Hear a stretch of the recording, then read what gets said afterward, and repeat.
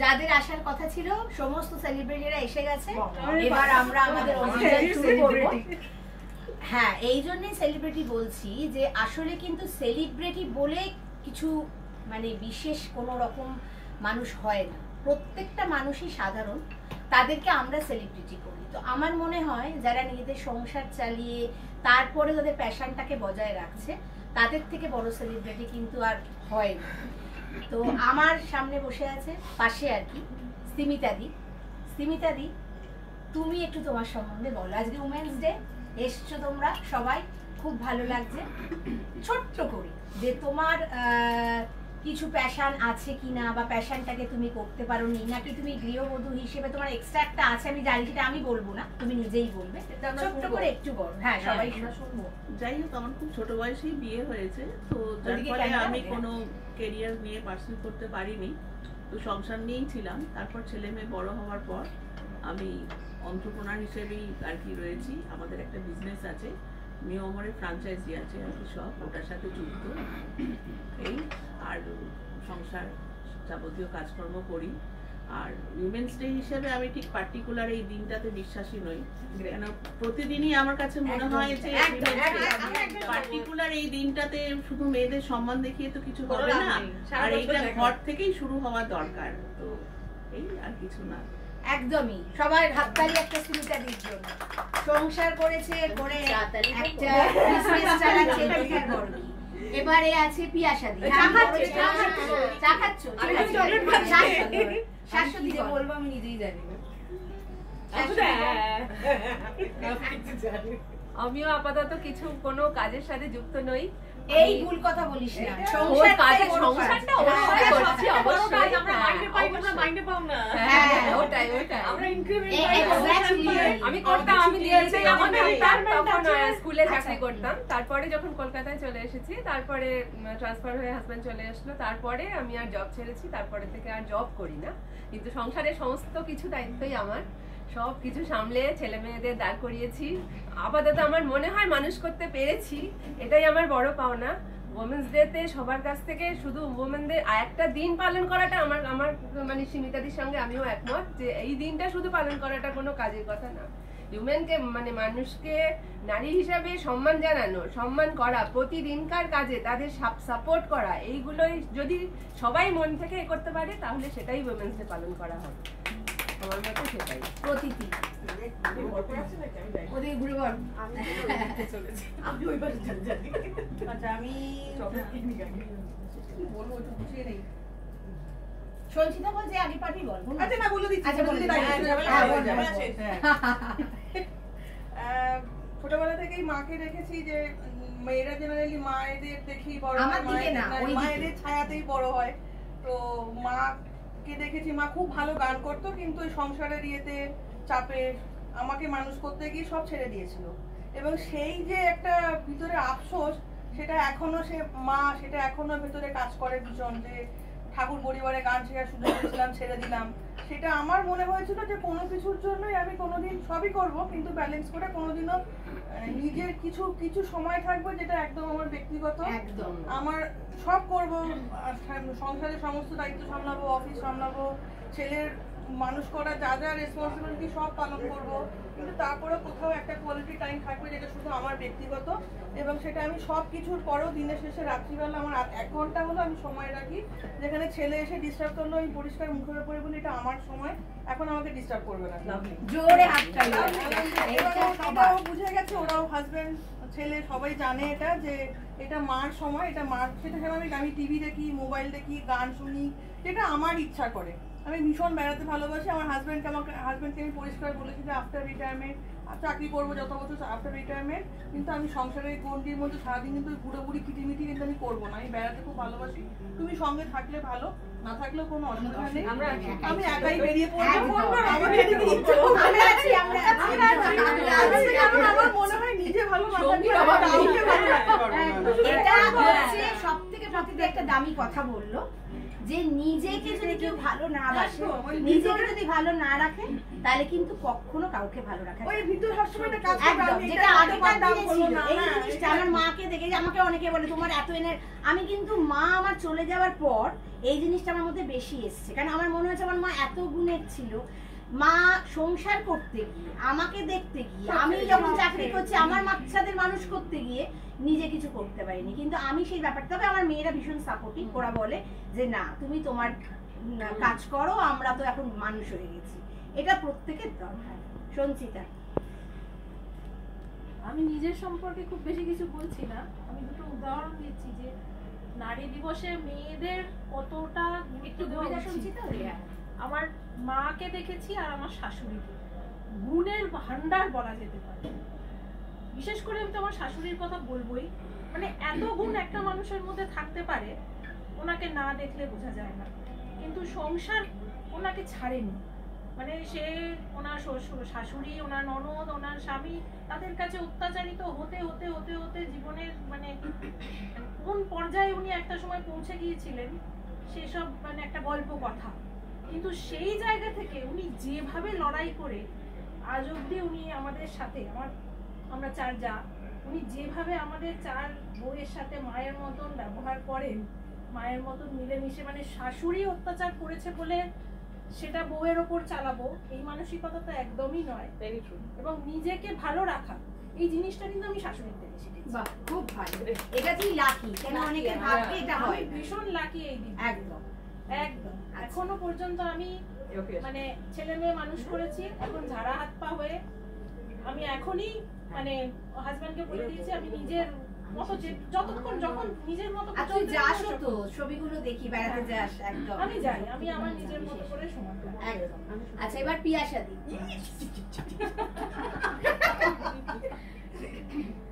আমি একজন স্কুল শিক্ষিকা, এটা আমার প্রথম পরিচয় নয়, আমি মনে করি এটা আমার দ্বিতীয় পরিচয়। আমি 2 সন্তানের মা, কন্যা সন্তানের মা। তাদের মানুষ করতে পেরেছি কি না পেরেছি সেটা পরের প্রশ্ন, করার চেষ্টা করেছি। অনেক সমস্যা জীবনে ছিল, আছে, থাকবে, তো তার মধ্যেও আমি যতটা পারি নিজের মতন করে আমি ভালো থাকতে ভীষণ চেষ্টা করি।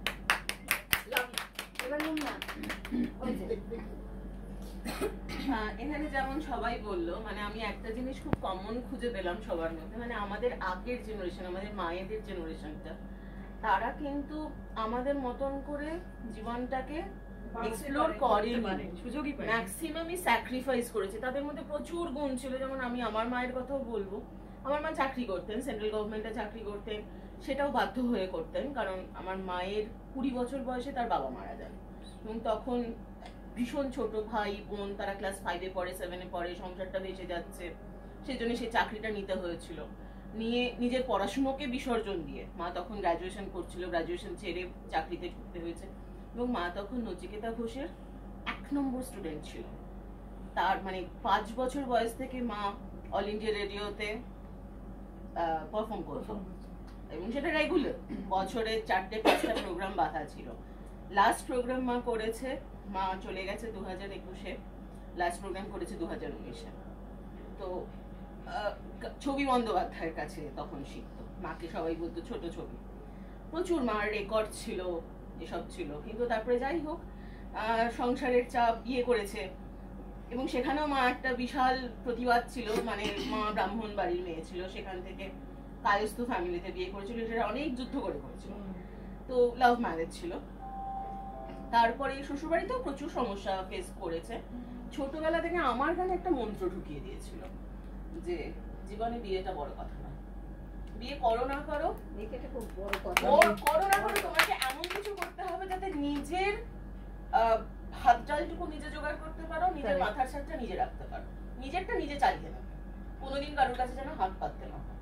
এই যে ছোটবেলায় এই মন্ত্রটা একদম ভিতরে ঢুকিয়ে দিয়েছিল, ওই জন্য ছোট থেকে, এবং ওটাও বলেছিল নিজের জীবন দিয়ে, ছোট থেকে আমিও গান শিখতাম, কিন্তু আমাকে বলেছিল যে আমি যেমন পড়াশোনাটাকে সেকেন্ডারি করে গানটাকে প্রায়োরিটি দিয়েছিলাম, তুই সেই ভুলটা করিস না, কারণ গানও একটা সময় ছেড়ে যাবে, পড়াশোনাটা কোনোদিন ছাড়বে না, তো বিদ্যাটা ভিতরে থেকে যাবে।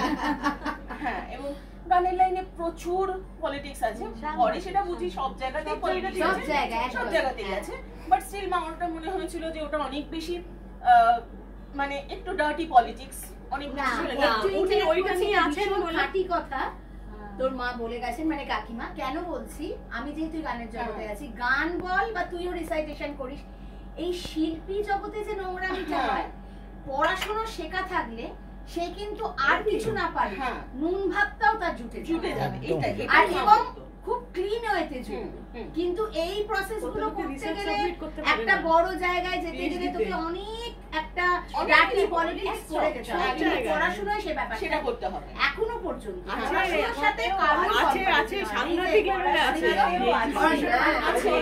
পিএইচডি কাটা, পিএইচডি করতে পিএইচডি পেপার জমা করতে পারে না। এবার জয়তি আমি আমার হ্যাঁ স্যার এই জন্য আমি সবথেকে বড় বাচ্চা আমি জেন্ডারে বোথ জেন্ডারকে ফেস করতে তাদের কারণে অনেক লং হয়ে গেছে পুরো ছেড়ে দিও পিএইচডিটা করতে। আমি কি বলবো, আমার বিশেষ কিছু বলার নেই, যেরকম সবার থেকে শুনলাম দুইজন নারীর নাম আমি করবো, একটা হচ্ছে আমার মা এবং শাশুড়ি। মা ডাক্তার ছিলেন, কিন্তু এই যে যেটা মুন্নাদি বললো স্যাক্রিফাইস করতে করতে, মানে ভদ্রমহিলা কোনোদিন বাবার থেকে টাকা নিয়ে পড়াশোনা করেননি, সারা জীবন স্কলারশিপ পেয়েছেন, নিজে ডাক্তার হয়েছেন, কিন্তু শ্বশুর বাড়িতে এসে হাঁড়ি ঢেলতে গিয়ে আর আমাকে মানুষ করতে গিয়ে চেম্বারটাও বন্ধ করে দিতে হয়েছিল। অ্যাট দ্য সেম টাইম আমার শাশুড়ি মায়েরও হয়েছে, মানে অনেক কিছু ইচ্ছে ছিল। নর্মালি একটা পায়ের নেল পলিশও আমি বিয়ের পর পরিয়েছি, তার আগে উনি নেল পলিশ পরতেন না, সেই উৎসাহটুকুও কেউ দেননি। তো এদের স্যাক্রিফাইসগুলো আমি দেখেছি। বাট হ্যাঁ, মায়ের ওটা ছিল, আমি প্রথম কথা মায়ের লাভ ম্যারেজ, দ্বিতীয় কথা আমি কন্যা সন্তান, তো ক্যাটাগরিতেই পড়ে না মা। তো সেই জায়গা থেকে মা চেষ্টা করেছিলেন আমাকে বড় করতে, মানুষ করতে। আমি বিশ্বাস করি আমি মানুষ হয়েছি। আমার শাশুড়ির মধ্যেও সেই জিনিসটা রয়েছে, যেটা তুমি বললে যে নিজের ওপর টর্চার হয়েছে বলে বউকে করবো না। উনি কিন্তু মাছের বড় পিসটা রায় না ভালোবাসে বলে আমার জন্য সাইড করে রাখেন, ছেলেকেও দেন না। তো সেই অর্থেও আমি ব্লেসড। কিন্তু ওই যে আমরা বলি না আমি নারী, আমি সব পারি, আমার কোনো দায় নেই। আমি যেটুকু পারি আমি তাতে শান্তি পাই, আমি তার মধ্যেই বাঁচতে ভালোবাসি। আমি কারোর কাছে প্রমাণ করার জন্য একদম দরকার নেই, আমার কোনো দায়বদ্ধতা নেই আমার। সব আমাকে পারতেই হবে তারও কোনো কথা নেই। যেমন আমি রান্না করতে ভালোবাসি না, আমরা নারী আমরা সব কিছু পারি না, আমি রান্না করতে ভালোবাসি না। আমার ফ্যামিলিতে অনেকজন আছে রান্নাটা করিস না, না আমার বর বলে না আমাদের ঠিক হয়ে গেছে, ও বাজার করবে আমি রান্না করবো। তো এইটুকু সাপোর্ট পেলে আমাদের মনে আমরা সবাই খুব ভালোভাবে থাকতে পারি। সাপোর্টটাই আমাদের দরকার। অ্যাট লিস্ট বোঝো, সাপোর্ট যদি নাও করতে পারো, বাড়ির সাপোর্টটা অনেকের আছে যারা ধরো শাশুড়ি এরকম সাপোর্টিভ নয়, তারা ছেলেরা হয়তো মায়ের সাথে যুদ্ধ করতে পারবে না, কিন্তু অ্যাট লিস্ট বোঝো যে আমার জায়গাটাও ভুল নয়, তোমাকে মায়ের সঙ্গে আমাদের যুদ্ধ করতে হবে না। বাট থ্যাঙ্কফুলি আমার দুই বাড়ি বেশ সাপোর্টিভ, ফলে চলে যাচ্ছে এখনো অবধি। ঠিক আছে, এবার দেবশ্রী। হ্যাঁ, নারী দিবসে তো আমি কি বলবো, মানে প্রফেশনালি আমি একটা মাল্টিন্যাশনাল কোম্পানির ডিরেক্টর পদে আছি। তো আমি মনে করি, এবং আজ সকালেও আমি যে সেলিব্রেশনটা করেছি বাড়িতে নারী দিবসে, সেটা আমার হাউস হেল্পার এবং কুকদের সাথে। তো আমার মনে হয় তাদের মতো ওদের লড়াইটা, মানে আমাদের যে সো কল্ড এম্পাওয়ারমেন্টটা আমরা ধরে রাখতে পারি, তো এদেরও নিশ্চয়ই আমাদের পরিবারের লোকেদের অবদান আছে, ওদের মতো মানুষদের কিন্তু অনেক বেশি অবদান আছে, এবং ওরা অনেক বেশি সংগ্রামী নারী বলে আমাদের মনে হয়, কারণ আমরা অনেক আমরা অনেক ব্লেসড। তো এইটা একটা জিনিস বলতে চাই। আর তো অবশ্যই মাকে দেখে ইন্সপায়ার্ড, কারণ মা চাকরি করতেন, ছোটবেলা থেকে স্কুল শিক্ষিকা ছিলেন। তবে মা কিন্তু সংসারে, যেমন অনেকেই বললেন, মা সংসারের জন্য অনেক আত্মত্যাগ করেছেন। আমি ওইভাবে ঠিক বড় হইনি, মানে আমার বাবা অ্যাকচুয়ালি ওই নারী পুরুষ আলাদাভাবে কন্যা সন্তান ওরকম ভাবে দেখতেন না, তো মেয়েদের আলাদা করে বড় করা ওটা ছিল না। আর আরেকটা কথাও আমি বলতে চাই যে নারী দিবস আমরা পালন করছি, তো আমরা যেরকম বলি যে behind every successful man there must be one or more women. তো আমার এটাও মনে হয়, আমি আমার বাবাকে দেখেছি এবং আরো অনেকটাই দেখেছি, ওটাও কিন্তু সত্যি বহু পুরুষ আছেন, নিশ্চয়ই এক্সেপশন তো আছেই, যার জন্য এত আইন এত কিছু, কিন্তু পুরুষদেরও একটা ভীষণ রকম সাপোর্টিভ অবদান আছে আমাদের নারীদের এগিয়ে যাওয়ার পেছনে। একদম আমি শুনতে পাচ্ছিলাম তখন এটা দিই, যখন একটা জয়েন্ট দিদিও ইনফ্যাক্ট গতকালকেই বলছিলেন যে পুরুষদের সম্মান দিলে তবেই নারীদের সম্মান পাবে। কেন সোসাইটিটাই এরকম, আজকে একটা ছেলে যদি বিয়ে না করে বলে ও বিয়ে করেনি, আর একটা মেয়ে না করলে বলে ও বিয়ে হয়নি। তো সেইখান থেকে মানে আমি একটু ধর্মবিশ্বাসীও, তো আমার মনে হয় যেভাবে দ্রৌপদীর পাশে তার সখা ছিলেন ভগবান শ্রীকৃষ্ণ এবং শিব পার্বতী, যেমন মানে শিব যেমন পার্বতীর আধার অর্ধনারীশ্বর, সেই রকম পুরুষদের জন্যই আজকে আমরা আরো বেশি করে নারী দিবস সেলিব্রেট করতে পারি। এবার জয়তী বলে ফেল।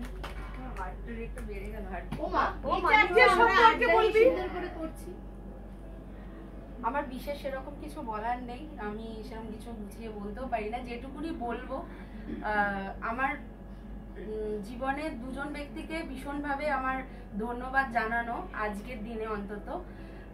এক হচ্ছে আমার বাবা, আরেকজন হচ্ছেন আমার হাজবেন্ড। আমি একটি বেসরকারি সংস্থায় কাজ করি, যেখানে আমি লজিস্টিকে কাজ করি বলে আমার কাজটা হচ্ছে 24/7। তো সেখানে আমার বাড়ির কাজ করার জন্য খুব কম সময় থাকে, অফিস থেকে এসেও আমাকে কাজ করতে হয়। আর সেখানে আমার হেল্পিং হ্যান্ড হচ্ছে আমার হাজবেন্ড, মানে এতভাবে সাহায্য করে বাড়ির সমস্ত কাজ কোনো রকমের কোনো কথা নেই, আমার না বলাতেই ও করে, নিজের থেকে করে। এবং এটা কোনোদিনও আমি তাকে দেখিনি তাই সেইগুলো করতে বিরক্ত, যে একটা মেয়ের এই কাজটা করা উচিত বা একটা ছেলে এই কাজটা করছে তার পরিবর্তে, সেই বিরক্ত ওর মধ্যে কোনোদিনও নেই। এই হচ্ছে আমার মানে একটা খুব পাওয়ার আমার লাইফে। তো তাই জন্য আজকের দিনে এই জার্নিটা আমার লাইফের আমি যার সাথে করছি তার কথাটাই আমি বললাম। আরেকজন হচ্ছে আমার বাবা, মানে একদমই তার কথাটা না বললেই নয়, মানে যিনি আমাকে বড় করেছেন। মা তো অবশ্যই আছেন, কিন্তু আমার বাবা আমাকে না প্রচন্ড সাহস দিয়েছে আমার পড়াশোনার ক্ষেত্রে হোক। আমি যেখানে যেখানে ভয় পেয়েছি আমার বাবা আমাকে সাপোর্ট করে গেছে। আমি যদি কম নাম্বারও পেয়েছি সেখানেও সাপোর্ট করেছে, বেশি নাম্বার পেয়েছি সেখানে বাহবা দিয়েছে। তো আমি দিদি এক্ষুনি বললেন যে একটা সফল পুরুষের পেছনে যেরকম নারীর হাত থাকে, একদম সেখানে একটা সফল নারীর পেছনে একজন পুরুষের অবশ্যই হাত থাকে, নয়তো আমরা এগোতে কখনোই পারবো না। সে আমাদের সহকর্মী হোক বা আমাদের বাবা বা হাজবেন্ডও হোক। নারী আর পুরুষ তো একজন আর একজনকে ছাড়া হয় না। এখানে আমার শুনে খুব ভালো লাগলো, এখানে সবাই বেশ সাপোর্টিভ একটা ফ্যামিলি পেয়েছে। I am not that much lucky, but I am still blessed. আমার জার্নিটা একার। You are blessed in your own way. হ্যাঁ, আমার জার্নিটা একার, বিয়ের একদম প্রথম বছর থেকেই একার। আমি সেই সাপোর্ট আমার শ্বশুর বাড়ি থেকে পাইনি, বা একটা সার্টেন টাইমে আমাকে I have been driven out from the house. তখন আমার ছেলের বয়স মাত্র 10 মাস। সেই সময় মানে আমার ছেলে যে কারণে ওর বাবার সম্বন্ধে কোনো স্মৃতি নেই, কিচ্ছু জানে না, কিন্তু স্টিল তখন ওই পিছনে দাঁড়িয়েছিল দুটো মানুষ, মা আর বাবা, যারা একটা জিনিস বলে দিয়েছিল, আত্মসম্মানটা বিসর্জন দেওয়া যাবে, এটাই সব থেকে বড়। যে কারণে আমি এখনো খুব জোর গলায় বলতে পারি, আমি আমার হাজবেন্ডের থেকে 1 টাকাও নিই না। আমার হাজবেন্ড রেলওয়েতে চাকরি করে। আমাকে অনেকে বুদ্ধি দিয়েছিল যে রেলের অফিসে জানিয়ে দাও, উইমেন্স কমিশনে যাও,